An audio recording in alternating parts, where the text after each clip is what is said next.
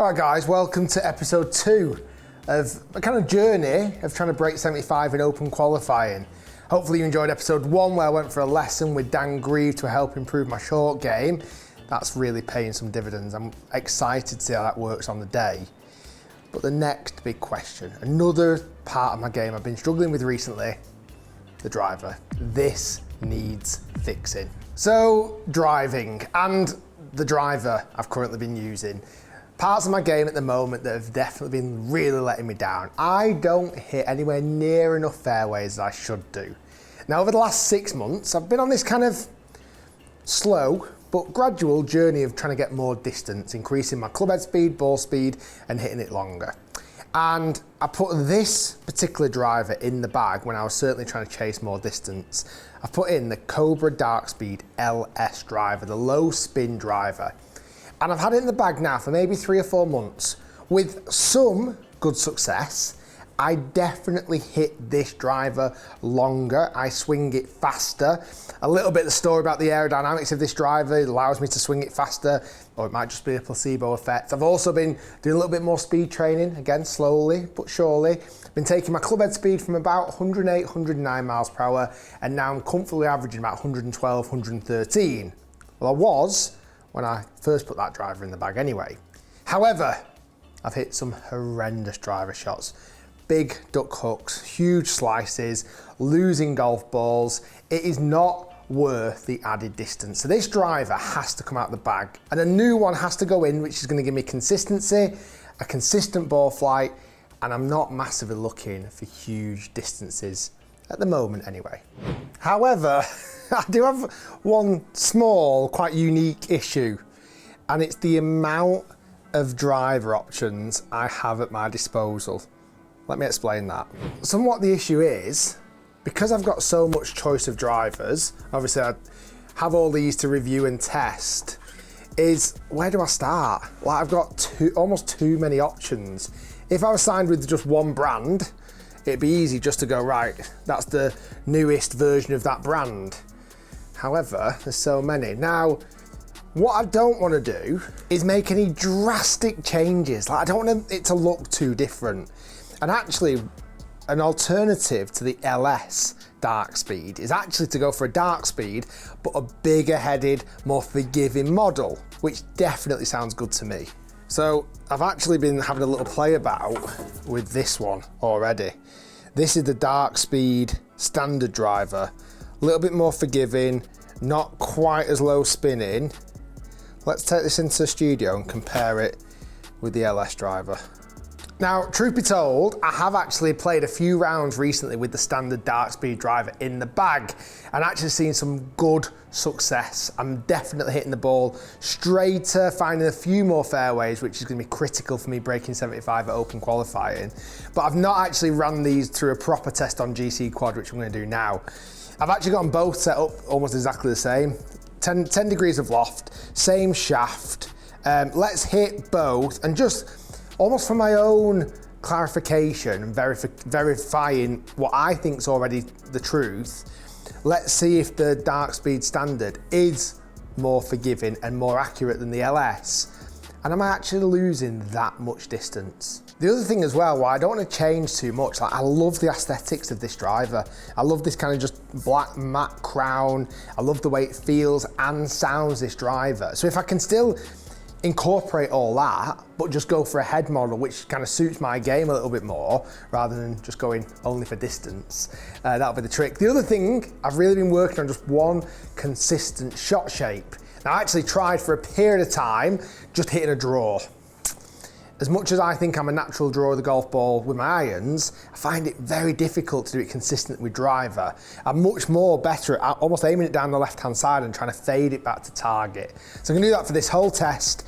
Let's hit with the LS version first, and then let's see if the new driver, which I'm hoping to put in the bag, does check out and ticks all the boxes. Like something like that is really what I'm after. I didn't strike it perfect, therefore it's not got loads of distance. But that was the LS actually finding the fairway for once.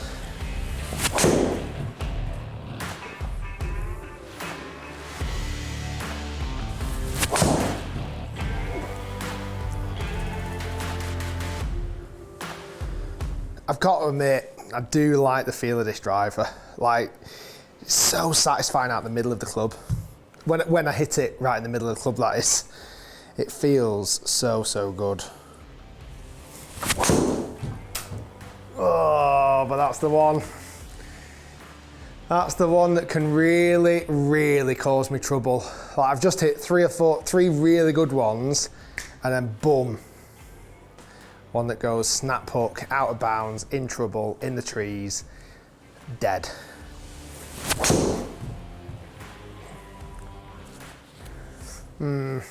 Wasn't well struck. It's found the fairway, but it was hit badly.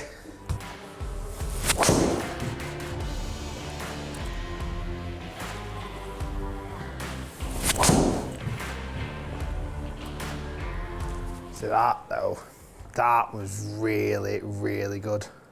The other thing I did change with this driver, and it's just reminded me there, I actually had the heavier weight at the front to make it really low spinning. As a bit of a desperation, I actually put the weight further back to help with that kind of stability.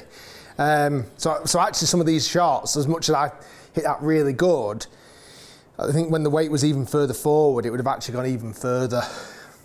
Where I've kind of put it in the most friendly setting. Like, that spun at nearly 3,000 RPM, which is quite high for this low spin driver.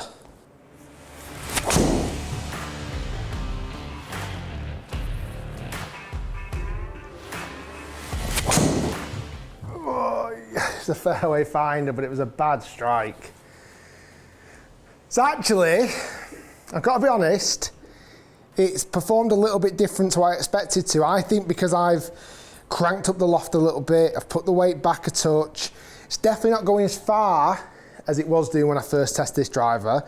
Looking at the stats, I'm actually not swinging it quite as fast as I was doing when I first put this driver in the bag. And actually, bar one shot that massively missed the fairway, there was actually 9 or 10 pretty good ones there. But it's all well and good doing it in here when I'm almost trying to find fairway. There's no real consequences, let's be honest, it's just a screen. But I know out on the golf course I've hit some horrendous shots when I've needed to hit good ones. That's where I feel like this driver's definitely let me down in more recent months. And let's be honest, if I'm doing well open qualifying and I'm on track for breaking 75, the last thing I want is a driver in my hand on, let's say, the 16th hole. In fact, 16th is a par 3. The 17th hole, not being confident with it, and then hitting a terrible shot and ruining it all. I need to have ultimate confidence in the driver. So, I moved over to this one. This is the Cobra Dark Speed standard model. I've got almost exactly the same spec. It's just a bigger footprint. It's supposed to offer more stability. 10 degrees, weight still at the back, same shaft. I mean, the head profile is a little bit bigger, looks a little bit more inviting. It's not quite as streamlined as the LS version. So let's see how this compares to the LS that I've had in the bag. Oh, actually, side by side, there's a massive difference in head shape behind the ball. The LS actually looks tiny compared to the standard, which actually is called the X. I have actually had this driver a few times in the bag already, and from what I'm experiencing, it's definitely boosted my confidence a little bit. It's definitely finding a few more fairways. But I want to see how it compares to the LS. Like, actually, let's get some facts behind this as well. Okay, I'm just going to try and hit the same shot shape, that little fade, which I'm enjoying hitting actually. That kind of works quite nicely with the LS driver there. But let's see what the X version has to offer. My hope and my pray is more consistency and not losing any distance. Oh, that was a bad start, but if that's the worst one I hit, it was a bit pulley, but if that's the worst one I hit, let's see. I wasn't horrendously terrible. That's more like it. A little bit higher in ball flight, probably a little bit more spin on it, but actually a really solid drive and good for distance actually. That's a nice surprise. Oh, that's nice. That's the nice little fade I want to see. That's the fairway finder. We just need to put that on repeat and repeat and repeat.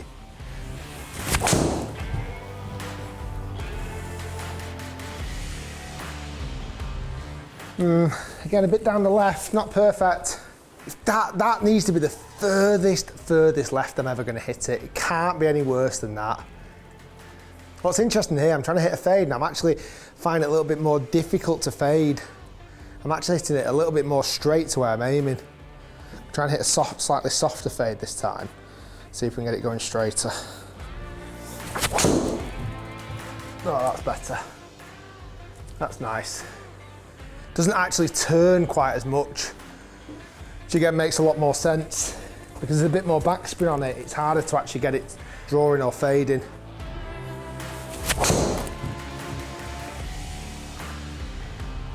Right down the middle. Let's see if it can perform when I need it to the most.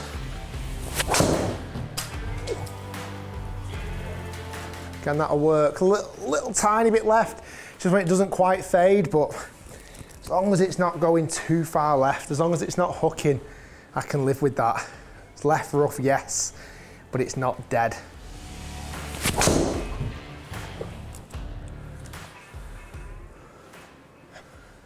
Okay, picture the scene, 17th hole, I'm playing well.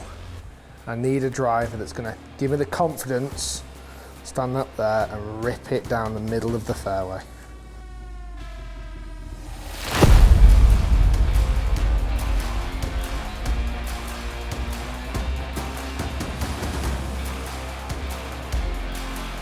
Okay, that was an interesting test. I'm glad I've done that, to be honest.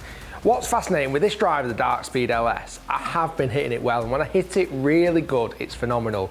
But I just hit it I don't hit it centre enough. I misstrike it too often, the spin rate goes up, and actually, looking at this data, surprisingly, actually carrying the LS 267 on average.